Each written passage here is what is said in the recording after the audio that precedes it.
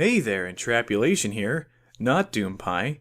If you want an update on him, I'd go listen to Hands Chapter 21. There's an update for what he's been doing there. But holy sweet Celestia, listen to that audio quality! Sounds bloody awesome! Well, at least to me. Honestly, I'm more of a visual guy. I don't really know much about equalization and compression, or other audio effects, it's new to me. But I got a new microphone, and it's fucking sexy. Looks like a giant silver dildo. Anyway, this isn't a fanfiction reading. But don't you fret! Be a Kuaz, things need to be said. It involves the next story. After all the chapters of At Home with the Range are complete, it's to be a long fic, or more accurately, another multi-chapter story.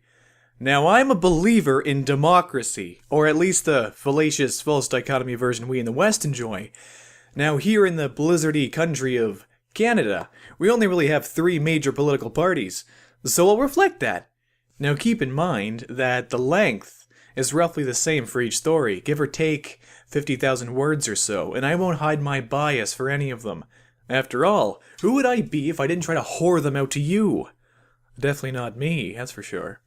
The first choice is one I have no real knowledge of, which is really odd of me considering I like to go into stories that I've really enjoyed. But there's always an exception. It's Breaking Barriers, a sequel to At Home in the Range, and by one of my guilty pleasures, Bronius Maximus. Honestly, I've come to think of Bronius Maximus like an M. Night Shyamalan. Shyamalan, I have no idea how to pronounce that director's name. I've come to think of Maximus as a decent Shyamalama, in the sense that he can create actually decent fiction, even working within the confines of magical ponies, with great twists that will leave you in dumbfounded shock and awe. Breaking Barriers also seems to be his magnus opus of sorts, as none of his other work comes close to length, and little to its popularity, so it's safe to say that this is a decent read. If you've enjoyed Bronius Maximus so far, and want me to continue the At Home in the Range story, this might be a good story for you. Just keep in mind, this is a -X Mac fic. Still don't know what to think about that, because, I don't really like shipping. But there's probably going to be pony action, because it's got a mature rating. So just keep that in mind, okay? Our second choice is an interesting one, Silent Ponyville 3 by Jake Hergatu. Now listen, I am a huge Silent Hill fan, or at least when it comes to the original series, and not to the bastardized retarded offspring pushed out by Tom Hewlett Climax Studios and that French twat who saw fit to make the worst movies I have ever seen.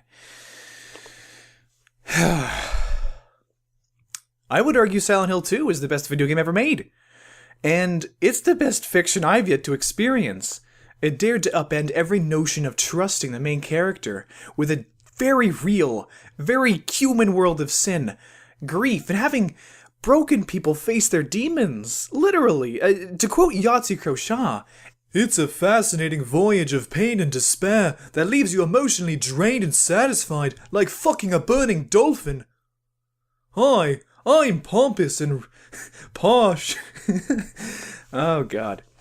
To quote Yatsuko Shah, "It's a fascinating voyage of pain and despair that leaves you emotionally drained and satisfied, like fucking a burning dolphin." It's truly something to behold.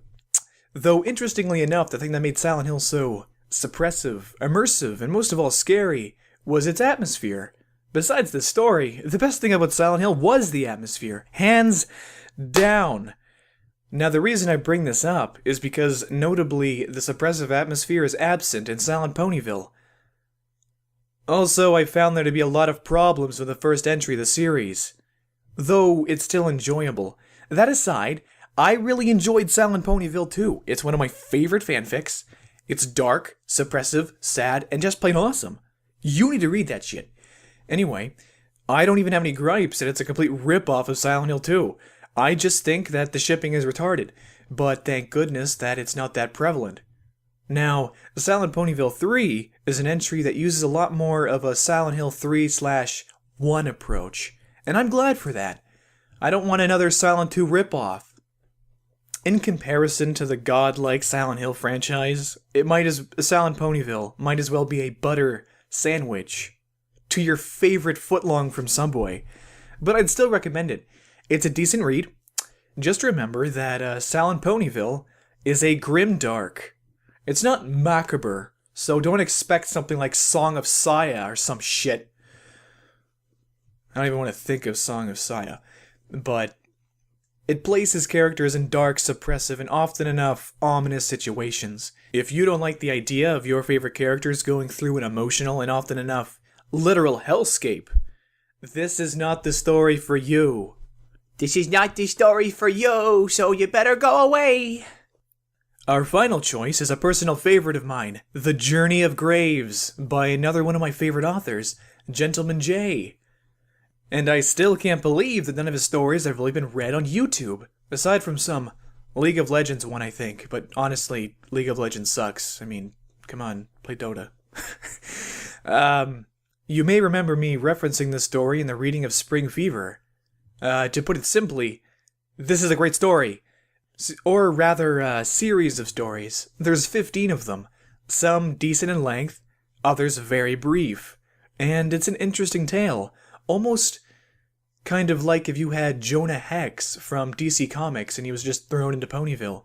It's entangled with adventure, heroism, love, interesting arcs that demand you read the next chapter. Though at times it can be slightly dark, it retains a nice, charming, comforting atmosphere, sticking with a bit of the charm of the show. I like that. But keep in mind, I've only read up to Lazy Summer Days, which is about halfway through, I think.